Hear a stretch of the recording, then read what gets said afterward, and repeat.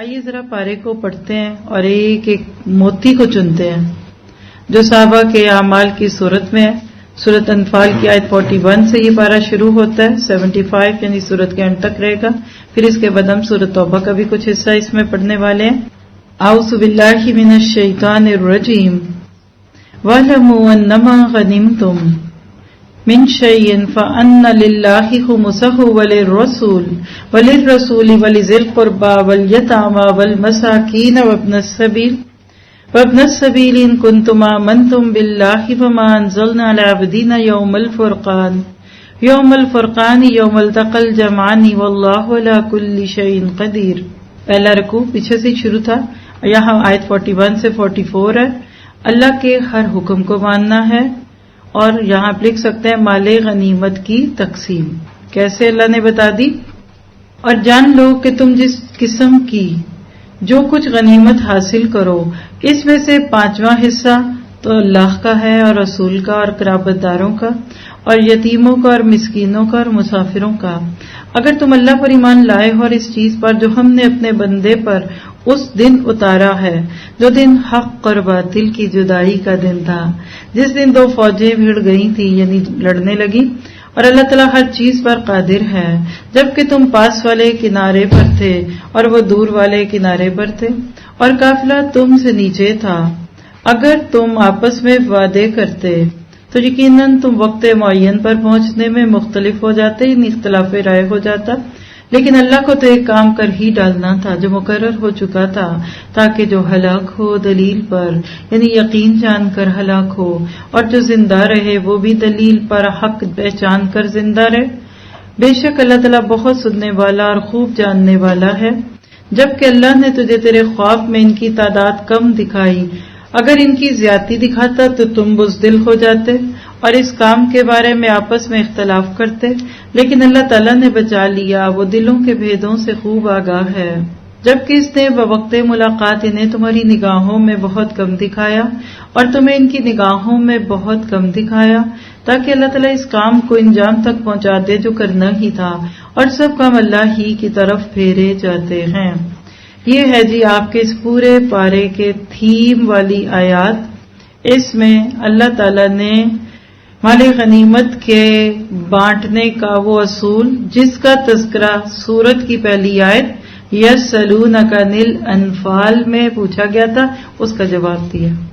40 آیتوں میں کردار سازی، کریکٹر بلڈنگ، اصلحوا ذات بینکم، اور اللہ کا تقوی اور محبت رکھو، اور قرآن کی آیتوں کو پڑھ کے تمہارے اندر خشیت طاری ہو.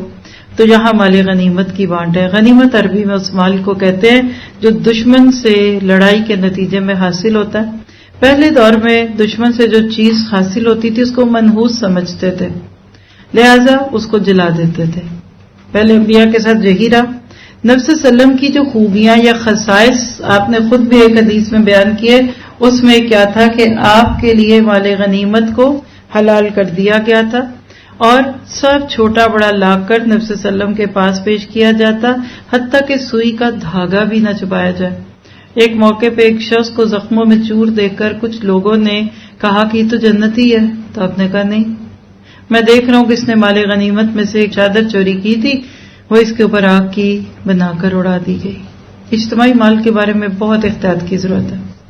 چوری ویسے بھی بری ہے، لیکن وہ ایک شخص کی چوری ہے، کل وہ آپ کو پکڑے گا.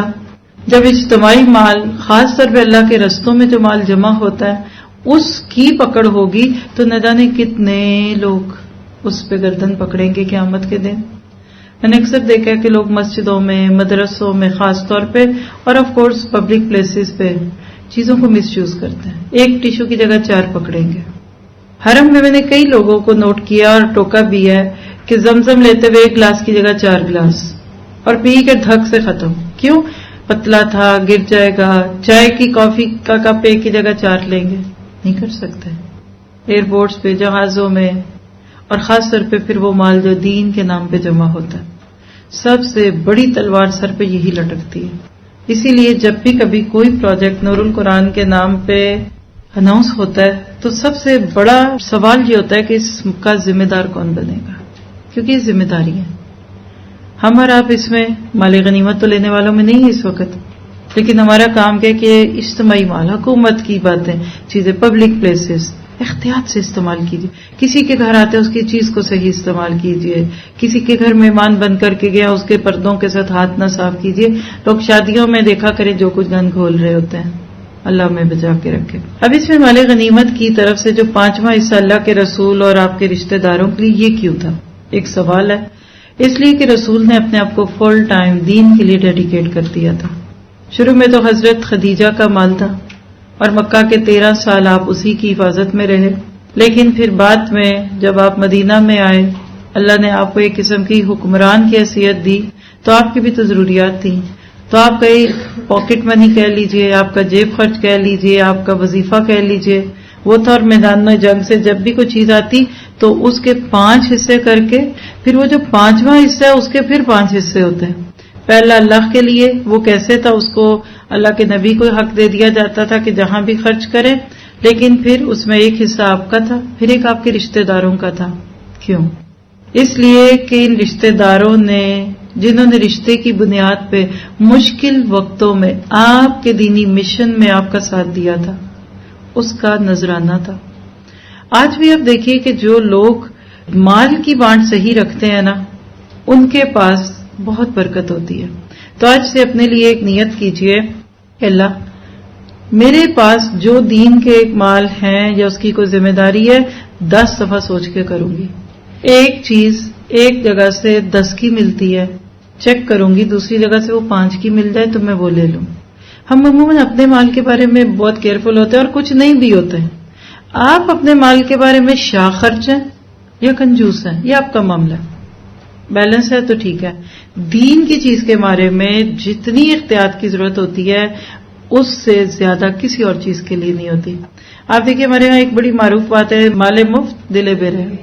اپنا مال خرچ کرتے ہوئے دکھ ہوتا ہے، چوٹ پڑتی ہے، جیب میں ہاتھ ڈالتے ہوئے، بینک کا چلے اکاؤنٹ نمبر ہی لیتے دیتے ہوئے، لیکن دوسرے کے مال کی اتنی فکر نہیں ہوتی. تو اسلام کیا چاہتا ہے کہ آپ اللہ کے ان سارے معاملات کو اپنا معاملہ بنا لیں.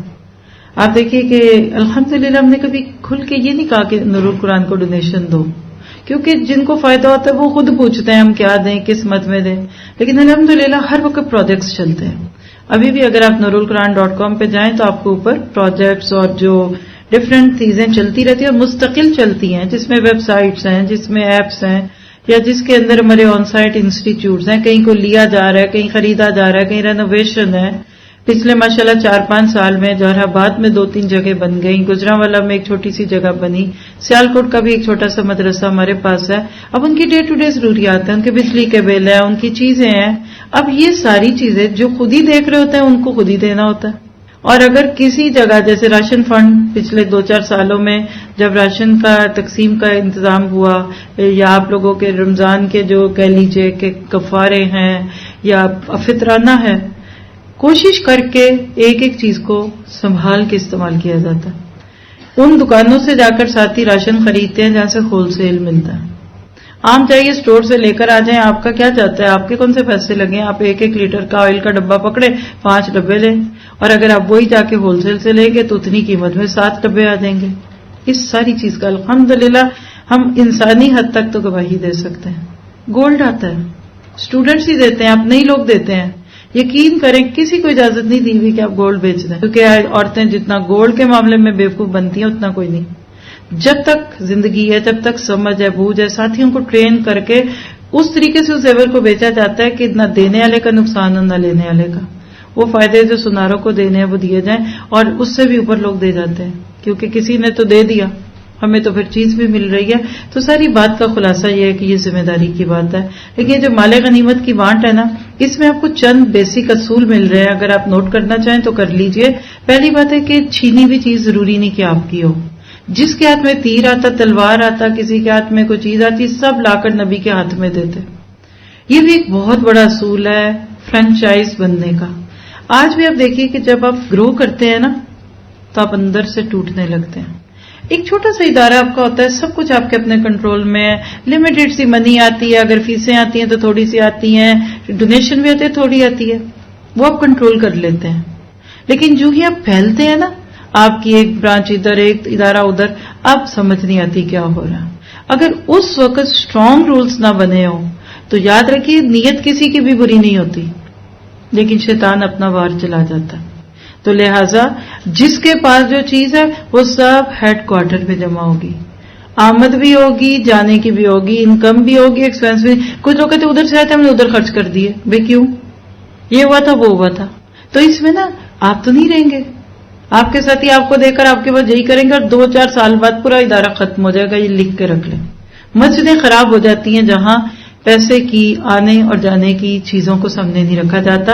تو مال غنیمت کی بانٹ سے پتا ہے کہ آپ نے یہ تیر اٹھایا لیکن لائیے اس ڈھیر میں جمع کیجیے، آپ نے تلوار لی آپ لائیے، اور بعد میں پھر اللہ کے نبی ان سارے رولز کے مطابق دیں گے. ظاہر ہے کہ کسی نے گھر تو لے کے بھی نہیں جانا ہوتا، لیکن جہاں آرگنائزیشن ہوگی، ڈسپلن ہوگا، وہاں بعد میں مسئلے کم ہوں گے. شروع میں بعض لوگوں کو چبھتی ہیں یہ باتیں، ہماری آزادی نہیں، ہم اپنی مرضی نہیں کرتے. کریے، بسم اللہ کریے، پھر جتنی مرضی کریں آپ. لیکن اگر آپ ایک نام یوز کر رہے ہیں تو آپ کو ہر چیز پہلے سے اتھورائز کروانی پڑتی ہے. آپ میں سے کوئی یہاں بغیر کسی کی فرینچائزی لیے میکڈونلڈ کا برگر بیچ سکتا ہے؟ ان کے نام پہ کوئی دکان کوئی ایک سپیلنگ کے فرق سے کر سکتا ہے؟ تو یہ چیزیں پوری دنیا میں کیوں کوالٹی دے رہی ہوتی ہیں؟ گھر بیٹھے رائلٹیز بھی کھاتے ہیں کیونکہ انہوں نے ایک ڈسپلن بنایا ہوا ہے. دوسری بات یہ ہے کہ مال ملنے کا ضروری نہیں کہ کوئی حق ہو. محنت اور وراثت مال ملنے کی کوئی بنیادیں نہیں ہیں. اور پھر اگلی بات یہ ہے کہ ملکیت کی بنیاد قبضہ نہیں ہے، اور دوسروں کی مدد کرنے کا بندے کے اندر یقین ہو تو پھر یہ باتیں ہیں. اس کے بعد تھوڑی سی بات کرنا چاہوں گی غزوہ بدر پہ. پارے کا ٹاپک آپ کو دیے احقاق حق اور ابطال باطل. یہ آپ کو آیت 43-44 میں مل رہا ہے. اللہ تعالیٰ نے غزوہ بدر میں مسلمانوں کو ابو سفیان کے لشکر کی بجائے ابو جہل کے لشکر سے کیوں بھیڑوایا؟ ابو سفیان تو نکل گئے تھے، وہ تو جدہ کے راستے نکل کے مدینہ کو بائی پاس کر گئے، اور مسلمانوں کے سامنے ابو جہل آ گیا جو ساز و سامان سے بھی بھرا ہوا اور فتح کے نشے میں چور، گانے بجانے والی لونڈیاں ساتھ لے کر آیا تھا کہ جب فتح ہوگی تو جیتیں گے تو گانے گائیں گے. جشن منایا کہ پتہ نہیں چلا اس کی موت اس کو بلا رہی تھی. اب اللہ تعالیٰ نے ادھر جو بات دکھائی نا اس کو آج سمجھیے. ہم کبھی آسانیاں چاہتے ہیں، یہ کیا ہے؟ ابو سفیان کا لشکر مل جائے، لیکن اللہ ہمیں مشکل حالات میں ڈال کر آزمائشوں کی چکی میں پیس کر کندن بناتا ہے. اللہ نہیں چاہتے کہ بندہ باتوں سے جیت جائے. آپ دیکھیے کہ حق کو حق کرنا ہوتا ہے نا، شروع میں یہ کام دعوت سے ہوتا ہے، اللہ کے راستے میں دعوت دی جائے. 13 سال تک صحابہ کرام اور اللہ کے نبی نے یہ کام کیا، حق کو حق کا، باطل کو باطل کا. آہستہ آہستہ پھر یہ کام تیروں اور تلواروں سے ہوتا ہے، پریکٹیکل کاموں سے ہوتا ہے، کبھی آسمانی معجزات کی صورت میں اور کبھی زمینی معجزے کی یا غلبے کی صورت میں. غزوہ بدر زمینی غلبے کی ایک پہچان تھی. جب قریش مکہ نکلے اور فطری طور پہ مسلمانوں کا دل تھا کہ ہمیں وہ لشکر مل جائے جس کے اندر مال و دولت ہے، لیکن اللہ کیا چاہتے تھے؟ یہ احقاق الحق پتہ کیا ہے؟ میں رک رک کے بولوں گی، شاید 2-4 لفظ آپ نوٹ کر سکیں. اللہ چاہتے تھے کہ نبی صلی اللہ علیہ وسلم اور آپ کے مشن کی سچائی لوگوں پر کھل جائے. یہ مکہ والے اور مدینہ والے اور ارد گرد والے خوب دیکھ لیں کہ محمد صلی اللہ علیہ وسلم کا پیغام سچ ہے کہ اگر ان کے سامنے ان سے طاقت اور قوت اور ہیڈ کاؤنٹ میں 3 گنا بڑا بھی لشکر آ جائے گا تو اللہ ان کو فتح دے گا. اگر ابو سفیان کے لشکر سے مسلمان جیتے تو کوئی خوبی ہونی تھی؟ یہ تو آبویس تھا. صرف کچھ لوگ تھے باڈی گارڈ کے طور پہ جو اپنے سامان تجارت کی حفاظت کے لیے تھے، نہ ہتھیارے. انہوں نے پتہ نہیں کیا بن جانا تھا بیچارے. ہائے مسلمانوں نے بیچاروں کو لوٹ لیا. عزت ہی کی بیزتی تھی، بیزتی تھی. اللہ نے وہ عزت دی کہ آج گورے کہتے ہیں کہ یوم الفرقان کو پڑھو. غزوہ بدر نے مسلمانوں کی اس سچائی کو کھول دیا کہ جس پیغام کے ساتھ اللہ کی مدد ہے، جو حق ہے وہ محمد کے پاس ہے. اور صحابہ نے بھی اپنے آپ کو وہاں کھڑا کر کے بتا دیا کہ جئیں گے تو عزت کے ساتھ، مریں گے تو عزت کے ساتھ. بدر میں قریش کی فوج کی تعداد جب زیادہ ہوئی تو مسلمانوں میں سے کچھ کہتے کہ لڑو، کچھ کہتے نہ لڑو. اختلاف ہوتا، اصل کام ہونے سے رہ جاتا، آپس میں لڑتے بڑھتے رہتے. اللہ نے اس لیے اس پوری جنگ کے بارے میں سورۃ آل عمران میں بھی اور یہاں بھی کبھی تعداد کے کم کرنے کبھی زیادہ کرنے کی بات کی ہے. لوگ اکثر پوچھتے ہیں کتنے فرشتے اترے, مختلف وقتوں میں مختلف ہوا. اللہ ہیڈ کاؤنٹ کو نہیں جانتا. تو اللہ یہ دکھانا چاہتا ہے کہ تم اپنے حصے کا کام کرو, باقی میں کر دوں گا. یہ وقت میں ہوا تھا, تمہارے پاس 313 ہی ہیں, لاؤ, 1 نہیں 2 نہیں 5000 میں ڈال دوں گا. وہ مثال یاد کریں جو پیچھے دی تھی. جب باپ اپنے بچے سے پیار کرتا ہے نا تو دیکھتا ہے کہ بچہ تھوڑے تھوڑے پیسے جوڑ رہا ہے ایک چیز خریدنے کے لیے, لیکن پیسے پورے ہی نہیں ہو رہے. ایک دن اس کو لے جاتا ہے اس دکان پہ اور کہتا ہے لاؤ بھائی اتنے ہیں تم دو, باقی میرے سے لے لو. اللہ نے یہ عمل اس پورے پارے میں آپ کو کئی دفعہ دکھانا ہے. پتہ کیا چلا کہ عمل کے دوران جو حالات پیش آتے ہیں وہ اللہ کی طرف سے ہوتے ہیں, اور یہ دیکھنے کے لیے ہوتے ہیں کہ کس شخص نے اپنے حالات کے اندر کس قسم کا رد عمل پیش کیا. یہ جو ہم رد عمل اور ریئیکشن نہیں شو کر پاتے نا, یہ چیز اصل میں گڑبڑ کرتی ہے. تھوڑا سا آگے پڑھتے ہیں پھر مزید بات ہوگی. اس میں سے اللہ کی رضا کو پانے کے اعمال نوٹ کر لیجئے. نمبر 1, فیصلوں کا اختیار اللہ کے پاس سمجھنا چاہیے. اللہ میرے دل کا حال جانتا ہے, اس لیے اپنے دل کو صاف ستھرا رکھیے. تمام معاملات اللہ کی طرف لوٹائے جاتے ہیں, اس لیے بے فکر ہو جائیے. مال غنیمت کے اصول اللہ تعالیٰ کی طرف سے ہیں, ان کی حکمت کو اپنی عملی زندگی میں نافذ کیجیے. ہمت نہیں ہارنی اور آپس میں اختلاف نہیں کرنا. رکوع نمبر 2 ہے آیت 45 سے 48, اللہ کے راستے پہ ثابت قدمی اور جنگ کے آداب نوٹ کیجیے گا. یا ایھا الذین آمنوا اذا لقیتم, اے ایمان والو جب تم کسی مخالف فوج سے بھڑ جاؤ تو ثابت قدم رہو اور بکثرت اللہ کو یاد کرو تاکہ تمہیں کامیابی حاصل ہو, اور اللہ کی اور اس کے رسول کی فرما برداری کرتے رہو اور آپس میں اختلاف نہ کرنا, ورنہ تم بزدل ہو جاؤ گے اور تمہاری ہوا اکھڑ جائے گی. اور صبر اور سہار رکھو, یقیناً اللہ تعالیٰ صبر کرنے والوں کے ساتھ ہے.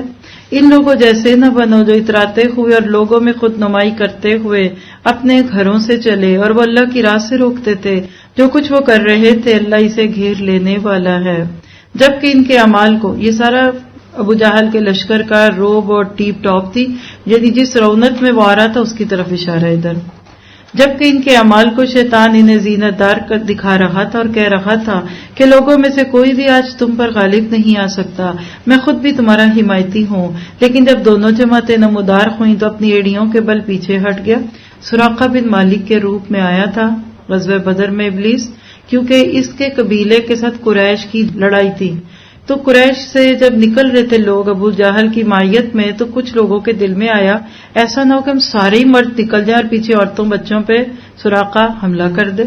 تو ابلیس تو یہ سن رہا تھا, فوراً سراقہ بن مالک کے روپ میں آ کے کہتا ہے میں تمہارے ساتھ چلتا ہوں, میں بھی محمد سے بہت تنگ ہوں نعوذ باللہ. وہ چاہتا تھا کہ سارے نکلیں اور پیچھے سے محفوظ ہیں بچے اور گھر والے, اس کا تذکرہ. لیکن جب میدان جنگ میں گیا اور جب فرشتے اترے تو کسی نے اس کو دیکھا کہ پانی کی طرف جا رہا ہے, پیچھے سے روکا رہے بھائی تم کہاں چلے. تو اس نے کیا کہا, آگے آ رہا کہ انی ارا ما لا ترون, کہنے لگا کہ میں کہہ رہا تھا کہ لوگوں میں کوئی بھی آج تم پر غالب نہیں آ سکتا, میں خود بھی تمہارا حمایتی ہوں. لیکن جب دونوں جماعتیں نمودار ہو گئیں تو اپنی ایڑیوں کے بل پیچھے ہٹ گیا اور کہنے لگا میں تم سے بری ہوں, میں وہ دیکھ رہا ہوں جو تم نہیں دیکھ رہے, یعنی فرشتے. ابلیس فرشتوں کی جگہ پہ نہیں ٹھہر سکتا. میں اللہ سے ڈرتا ہوں اور اللہ سخت عذاب دینے والا ہے. جھوٹ بول رہا ہے کہ سچ؟ جھوٹ بول رہا ہے. شیطان اللہ سے ڈرتا ہوتا تو یہ کچھ کرتا؟ آج بھی بہت سارے لوگ کہتے ہیں بڑا ڈر لگتا ہے, اللہ سے بڑا ڈر لگتا ہے. کوئی نہیں لگتا, صرف ایک نام کی بات ہے. اب اس میں آپ کو اللہ کی مدد پانے کے کچھ اسباب دکھ رہے ہیں, نوٹ کیجئے گا. یعنی اللہ تعالیٰ نے ان آیات میں آپ کو مجھے کیا بتا دیا کہ کامیابی اللہ کی مدد سے آتی ہے, مگر اللہ کی مدد ہمیشہ اسباب کے پردے میں ہوتی ہے. If we will not use the means, Allah will not help us. آج ہم مسلمان اسباب نہیں اختیار کرتے اور کہتے ہیں اللہ کی مدد کیوں نہیں آتی. تو ایک جملہ بڑی محبت سے نوٹ کیجئے گا, مسلمان اگر اپنے ممکن اسباب کو جمع کر دیں تو بقیہ کمی اللہ کی طرف سے پوری کر کے ان کو کامیاب کر دیا جاتا ہے. لیکن اگر وہ بے اسبابی اختیار کرے، سبب اختیار نہ کرے، ہاتھ پہ ہاتھ رکھ کے بیٹھے رہے اور گھر میں کہ جی اللہ کر لے گا، اللہ کا رسول کر لے گا، تو یاد رکھیے اللہ ایسا کبھی نہیں کرتا کہ اس کی مدد کرے۔ اسباب کے نمبر 1 مسلمان اقدام میں پہل نہ کریں، وہ اپنی جڑوں کو مضبوط کرنے میں لگے رہیں تاکہ دشمن خود چڑھائی کر کے ان سے لڑنے کے لیے آ جائے۔ پھر جب ٹکراؤ کی صورت پیدا ہو جائے تو اس کے مقابلے میں پوری طرح جماؤ کا ثبوت دیں۔ پھر چوتھا اصول کیا ہے کہ اللہ کی یاد، دوسرے لفظوں میں پوری طرح سے اللہ کو یاد رکھ کے اپنے حوصلوں کو بلند رکھیں، دل مضبوط رکھیں۔ پھر لیڈرشپ کو فالو کریں، سردار کے حکم کے تحت منظم رہیں، آرگنائزڈ رہیں، باہمی اختلافات کو نظر انداز کریں۔ دیکھیے جہاں مختلف سوچ، مختلف حالات اور مختلف بیک گراؤنڈ کے لوگ ملیں گے وہاں اختلاف تو ہوگا، پکی بات ہے۔ کہیں بھی کوئی ٹیم ہوتی ہے نا، اس میں مختلف لوگ ہوتے ہیں، کچھ انٹلیکچوئلس ہوتے ہیں، کچھ سیدھے سے ہوتے ہیں، کوئی لیڈرز ٹائپ ہوتے ہیں، کچھ فالوورز ٹائپ ہوتے ہیں، کچھ کا بیک گراؤنڈ بہت کہہ لیجیے کہ رسک ٹیکر ہوتا ہے، کچھ نے کبھی کوئی رسک ہی نہیں لیا ہوتا، کسی کا ٹوٹل ساری زندگی کا آؤٹ کم 10,000 ہوتا ہے، کسی نے 10 لاکھ 10 کروڑ بھی دیکھے ہوتے ہیں۔ اتنے مختلف لوگوں کو جب آپ اکٹھا کریں تو کیا کریں، حلیم کیسے بنتی ہے؟ آپ نے دیکھے مختلف دالیں مختلف ٹائم پہ گلتی ہیں، چاولوں کا اور حساب ہے، گندم کا کچھ اور ہے، جو کا کچھ اور ہے۔ کیا کرتے ہیں آپ؟ جو زیادہ ٹائم لیتی ہے اس کو پہلے ڈال دو اور جو کم ٹائم لیتی ہے اس کو اینڈ پہ کر دو، پھر اینڈ پہ سب کو گھوٹ گھاٹ دو۔ الف بین قلوبکم، جب تک آپ کے دل جڑے رہیں گے نا آپ اللہ کے معجزے دیکھیں گے، فضائے بدر پیدا کر تیری نصرت کو۔ یہ سب آج بھی ہوتا ہے، جہاں ٹیم ٹوٹی، جہاں ٹیم کے دلوں میں ایک دوسرے پہ بے اعتمادی آئی، الزام اس نے نہیں کیا، تم نے نہیں کیا، یہ اس کا کام تھا، وہ کرتا، ایک دیر سے آ رہا ہے، ایک نے کہہ دیا مجھے سوٹ نہیں کرتا، یہ مجھے پھانسی نہیں کرتا، یہ اس کو نہیں کرتا، اللہ کہتا بیٹھے رہو آرام سے، کل تک تمہیں جو کامیابی میں نے تمہارے اچھے کردار اور تمہاری محنت اور جذبوں پہ دی تھی میں تم سے واپس لے رہا ہوں، اب دھکا لگا کر اس گاڑی کو چلا لو جتنا چلانا ہے۔ تو اختلافات سے بچیے ورنہ ٹکڑے ٹکڑے ہو جائیں گے۔ پھر اپنے اتحاد سے دشمن کو مروب کریں۔ آپ کہتے ہیں اتحاد بڑی طاقت ہوتی ہے۔ پھر صبر کریں، جوش کی بجائے ہوش، یعنی ڈونٹ بی ریئیکشنری۔ پھر جلد کامیابی کے شوق میں غیر پختہ اقدام نہ کریں، یعنی بغیر تیاری کے کر لیں، کچی حلیم کو ہی چولہے سے اتار لیں، پیٹ میں درد ہوگا۔ اور اگلی ان کی خوبی کہ ان کی نظر ہمیشہ آخری منزل پہ ہو، لانگ ٹرم بینیفٹس دیکھیں، وقتی مصالح اور منافع پہ نہیں ہو۔ انہی چیزوں کا نام اسباب ہے اور انہی اسباب کے پردے میں اللہ کی مدد آتی ہے۔ اب اللہ نے اس دنیا کو چونکہ امتحان کے لیے بنایا نا، تو اللہ غیب میں رہ کر اپنے سارے کام کروا رہا ہے۔ آج بھی وہ مسلمانوں کی مدد کرتا ہے انہی اسباب کے اندر رہتے ہوئے۔ اگر ہم یہ سب نہ کریں، حوصلہ چھوڑ دیں، تیاری کے بغیر کام کریں، آپس میں اختلاف ہو، جھگڑا ہو، تو کبھی امید نہ کیجیے کہ اللہ غیب کا پردہ پھاڑ کر سامنے آئے گا اور آپ کی ساری بے ترتیبیوں کے باوجود آپ کو خوبیاں دے گا اور آپ کی مدد کر دے گا۔ اصل بات بھی یہی ہے، صحابہ کرام اس بات کو سمجھ چکے تھے۔ آپ دیکھیے کہ کافروں کو اپنی طاقت پہ گھمنڈ تھا، وہ فخر اور نمائش کر رہے تھے، بڑائی کے ذوق میں مبتلا تھے۔ اللہ نے اس کے مقابلے میں صحابہ کو کامیاب کیوں کروا دیا؟ اس لیے کروا دیا کہ وہ حق کے ساتھ تھے۔ پہلی بات ایک نیت کر لیں کہ میں نے ساتھ کن کا دینا ہے۔ غلط بس میں بیٹھنے والا اپنی منزل پہ پہنچتا ہے، غلط ٹرین کا ٹکٹ لینے والا صحیح جگہ پہ پہنچے گا۔ بورڈنگ پاس غلطی سے کسی دوسرے ملک کا لے لیں تو اپنے ملک نہیں پہنچیں گے۔ بالکل اللہ کی یہ سنت ہے کہ اپنے آپ کو پہلے چیک کرو کہ میں غلط لوگوں کا ساتھ تو نہیں دے رہی، اس کے بعد پھر آداب رکھو۔ صحابہ کرام نے جنگوں کے جو آداب آیت 45-46 سے لیے تھے وہ سب آپ کے سامنے ہیں۔ ثابت قدمی اختیار کی، اللہ کو کثرت سے یاد کیا، رسول کی اطاعت کی، آپس کے جھگڑوں سے بچے اور صبر کا مظاہرہ کیا، اور پھر فرشتے اترے تھے۔ روایت میں آتا ہے رفاعہ بن رافع سے، یہ جنگ بدر میں شریک تھے، کہتے ہیں کہ جبرائیل نبی صلی اللہ علیہ وسلم کے پاس آئے اور کہا آپ بدر لڑنے والوں کو اپنے درمیان کیسا سمجھتے ہیں؟ ان کی کیا شان ہے بدری صحابہ کی؟ آپ نے فرمایا سب مسلمانوں میں افضل سمجھتا ہوں۔ یا اسی طرح کوئی اور بات کی تو جبرائیل نے کہا اسی طرح جو فرشتے جنگ بدر میں حاضر ہوئے تھے وہ بھی تمام فرشتوں سے افضل ہے۔ یہ بخاری کی روایت ہے 1604۔ سمجھ آئیے آپ کو؟ جیسے اشرہ مبشرہ اگر آپ کو یا بدری صحابہ آپ کو انسانوں میں دکھ رہے ہیں تو بدری فرشتے بھی تھے. اللہ تو جانوروں کا حق نہیں چھوڑتا، انسانوں کو کیوں نہ دے گا. پھر صحابہ کا شعار کیا تھا، فلو چارٹ دیکھ لیجئے. آپس کے اختلافات کو بھلا دیتے تھے. ہوتے تھے اختلاف بہت سارے، بھلا دیتے تھے. صبر کے پہاڑ تھے. دکھاوے اور ریاکاری سے بچتے تھے اور لوگوں کو اللہ کے راستے سے نہیں روکتے تھے.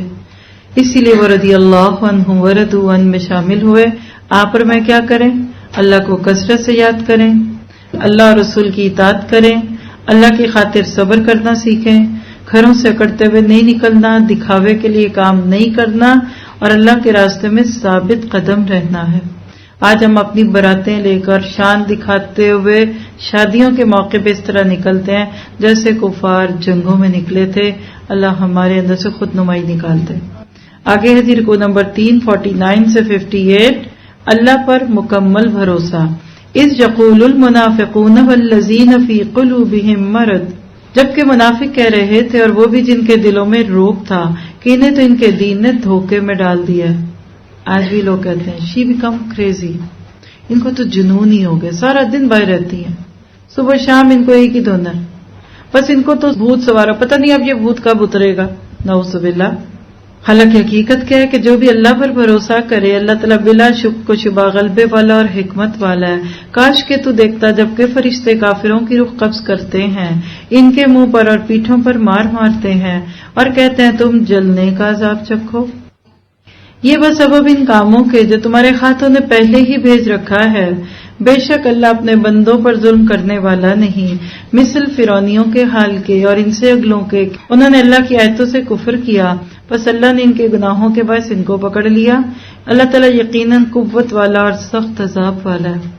بدر کے کنویں میں پھینکے گئے تھے وہ کفار جو مارے گئے، اسی طرح فرعون بھی پانی میں ڈبویا گیا تھا. یہ تھی وجہ ان دونوں کا یہاں تذکرہ آنے کی. اور کیا؟ یہ اس لیے کہ اللہ تعالیٰ ایسا نہیں کہ کسی قوم پر کوئی نعمت انعام فرما کر پھر بدل دے جب تک کہ وہ خود اپنی حالت کو نہ بدل دیں جو کہ ان کی اپنی تھی، اور یہ کہ اللہ تعالیٰ سننے والا اور جاننے والا ہے. مثل حالت فرعونیوں کے اور ان سے پہلے کے لوگوں کے، انہوں نے اپنے رب کی باتیں جھٹلائیں، بس ان کے گناہوں کے باعث ہم نے ان کو برباد کیا اور فرعونیوں کو ڈبو دیا. یہ سارے ظالم تھے. تمام جانداروں سے برتر اللہ کے نزدیک وہ ہیں جو کفر کریں پھر وہ ایمان نہ لائیں. جن سے تم نے عہد و پیمان کر لیا پھر بھی وہ اپنے عہد و پیمان کو ہر مرتبہ توڑ ڈالتے ہیں اور بالکل پرہیز نہیں کرتے. بس جب کبھی تو لڑائی میں ان پر غالب آ جائے تو انہیں ایسی مار کہ ان کے پچھلے بھی بھاگ کھڑے ہوں. ہو سکتا ہے کہ وہ عبرت حاصل کریں. اور اگر تجھے کسی قوم کی خیانت کا ڈر ہو تو برابری کی حالت میں ان کا عہد نامہ توڑ دے. اللہ تعالیٰ خیانت کرنے والوں کو پسند نہیں فرماتا. کیا پتہ چلا؟ اللہ تعالیٰ نے صحابہ کی بے مثال شجاعت کا بھی تذکرہ کیا. دشمن کی کثیر تعداد سے گھبرائے نہیں، دشمن کا ڈٹ کے مقابلہ کیا اور اللہ کے وعدوں پر پورا بھروسہ کیا اور سب سے بڑھ کر نبی صلی اللہ علیہ وسلم کی ہدایات پہ عمل کیا. یاد رکھیے کہ اللہ کو غلطی نہیں لگتی. دنیا میں کوئی اچھا استاد غلطی سے کسی کو زیادہ نمبر نہیں دے دیتا. کوئی نہ کوئی خوبی، کوئی نہ کوئی کوالیفیکیشن ضرور ہوتی ہے. تو ان آیات سے کیا پتہ چلتا ہے کہ اللہ نے صحابہ کو احقاق حق کے لیے چنا، اس سے پہلے ان کی خوب تربیت کی. یہ بدر تو پہلا مارکا ہے نا. ابھی آپ کو بھی لکھا دوں کہ اس بارے میں آپ بدر بھی پڑھ رہے ہیں اور تبوک بھی. بدر پہلی جنگ، تبوک آخری. بدر غلبہ اسلام کا فرسٹ مائل سٹون، تبوک لاسٹ. ایسے ہی جیسے گھر سے نکلے بدر، منزل پہ پہنچ گئے تبوک. دونوں اس پارے میں جمع کر کے ایک جملہ، ابطال حق، باطل کا باطل ہونا، احقاق حق، حق کا حق ہونا اور ابطال باطل. اللہ اگر یہ جنگیں نہ کرتا کبھی کسی نے ماننا بھی نہیں تھا کہ ابو جہل جھوٹا تھا. کعبے کا پردہ تھام کے کہہ رہا تھا کہ اللہ تیرے نظر میں جو سچا ہے اس کو پکڑ، اس کی مدد کر. اللہ نے نبی کی مدد کر کے اسی کی بات بتا دی کہ یہ سچے ہیں تو سچا نہیں ہے. تو زندگی میں جیئیں تو یقین کے ساتھ جیئیں، مریں تو یقین کے ساتھ مریں. اللہ تعالیٰ کیسے صحابہ کو اینٹیں بنا کر جوڑ کر اس طرح کفر کے اور باطل کے آگے کھڑا کر دیتے تھے کہ پھر ان کے آگے کو ٹک نہیں سکا. یہ جو کہتے ہیں نا کہ دونیم ان کی ٹھوکر سے صحراؤ دریا، سمٹ کر پہاڑ ان کی ہیبت سے رائی، وہ یہ خوبیاں تھی. اور جو لوگ اللہ پہ بھروسہ کرے اللہ ضرور ان کی مدد کرتا ہے، مگر اللہ کی مدد ہمیشہ اس وقت آتی ہے جب اہل ایمان اللہ پر یقین کا اتنا بڑا ثبوت دے دے کہ وہ لوگ جن کے اندر ایمان اور یقین نہیں وہ کہہ سکیں کہ یہ تو مجنون ہو گئے ہیں. جب تک آپ اس راستے میں مجنون قرار نہیں دیے جاتے، مان لیجئے کہ ابھی حق کا حق ہونا آپ کے ذریعے ثابت نہیں ہوگا. پھر اس میں کچھ نعمتوں کے ملنے اور کھونے کی بات ہے، تو یاد رکھیے کہ آپ کو جو نعمت ملتی ہے نا، اس میں اللہ کا کوئی رول نہیں ہے. انگوٹھا چھاپ بندے کو سیٹ بنا دیتا ہے، اور ماسٹرز کیے ہوئے بیچارے سڑکوں پہ رلتے ہیں، جاب نہیں ملتی. لیکن نعمت ملنے کے بعد اس کا ایک اصول ہے، وہ بیان عنایتوں میں کہ آپ اس نعمت کے ساتھ کرتے کیا ہیں. آپ کو پہلی دفعہ میں تو اللہ نے ایسی دین کا موقع دے دیا، دوسری دفعہ آپ کو ملے گا آپ کے ٹیلنٹ، آپ کی طلب اور آپ کی طلب کی بنیاد پہ. اور یاد رکھیے کہ کچھ کام اجتماعی ہوتے ہیں، اس سے پہلے آپ کے انفرادی تزکیے، تربیت اور آپ کے دل کے اندر کے کھوٹ اور آپ کے اندر کی سچائی کو اللہ دیکھ لیتا. 10 لوگوں کی ٹیم کے اندر اگر ایک کھوٹا بندہ آ جائے تو وہ کام کرتا ہے جو کیڑا لگا ہوا ایک سے پوری ٹوکری کے ساتھ کرتا ہے، پوری ٹوکری گل جاتی ہے. یا دیمک آپ کے گھر کے دیواروں اور دروازوں کے ساتھ کرتی ہے، بظاہر خوبصورت ڈھانچہ دکھ رہا ہے، اندر سے کھوکھلے ہو چکے. ذرا سا ایک جھٹکا آئے گا حق کو حق کرنے کا اور باطل کو باطل کرنے کا، اور دھڑام سے وہ ٹیم ٹوٹ جائے گی. جن کو اپنی پڑی ہے نا میں بکری کی طرح، وہ نہیں جڑتے، جڑ جاتے بظاہر، اپنے اپنے فائدے پھر کھینچیں گے. مجھے اس سے کیا ملتا ہے؟ صحابہ نے یہ سوچا ہی نہیں تھا ہمیں کیا ملتا ہے، وہ کہتے تھے ہم کیا دیں. جب تک آپ لینے والے بننے کی لائن میں کھڑے ہیں نا، احقاق حق نہیں کریں گے. چھوٹے چھوٹے نیکیوں کے کام اللہ آپ سے ضرور لے گا. کرسی بنا دو، ادھر ٹیبل لگا دو، ادھر چیئر رکھ دو، ادھر پانی رکھ دو. تھوڑے دن آپ کر لو، اچھا آپ کسی کا بھکھار بن جاؤ، آپ کسی کے بدلے میں آ جاؤ. فل ٹائم آل ان آل چابیاں ذمہ دار آپ کو اللہ تب بنائے گا جب آپ اس لائن سے نکل کر دینے والی لائن میں آئیں گے. اور جب آپ اپنا سب کچھ دے دیں گے نا تو پھر اللہ آپ کو اپنا سب کچھ دینے لگ جائے گا، کیونکہ اب آپ کے پاس اس کو دینے کے لیے کچھ بچا ہی نہیں ہے. تو بچا بچا کے نہ رکھ اسے کہ تیرا آئینہ. ہم جب تک بچاتے رہتے نا اللہ ہمیں کام نہیں دیتا، کہتا جاؤ پہلے اپنی گناؤ، پہلے اپنے دولت کا حساب لکھو، پہلے اپنے گھر کو چیک کرو، جاؤ ذرا اپنی چیزوں کو دیکھو. اور ہم اسی میں آدھی سے زیادہ نیکیاں ضائع کر چکے ہوتے ہیں. اللہ سبحانہ تعالیٰ لوگوں کو پہلے مانچتا ہے، رگڑتا ہے، اسکرب کرتا ہے ان کا، کہیں ان کو پکڑتا ہے. تو ایک جملہ لکھیے، افراد کے بگڑنے سے ہی نعمتیں چھنتی ہیں، اور افراد ہی کے بننے سے دوبارہ وہ واپس بھی مل جاتی ہیں. کل تک آپ بام عروج پہ تھے، اب آپ نیچے کیوں آ گئے؟ خود سے سوال پوچھے. ہر ذمہ دار خود سے پوچھے. اس لیے کہ آپ کا فوکس ٹوٹ گیا، یا پھر اس لیے کہ ابھی تک آپ نے اپنی زندگی سے وہ غلط چیزیں نہیں نکالی جو نکالنے کی ضرورت تھی.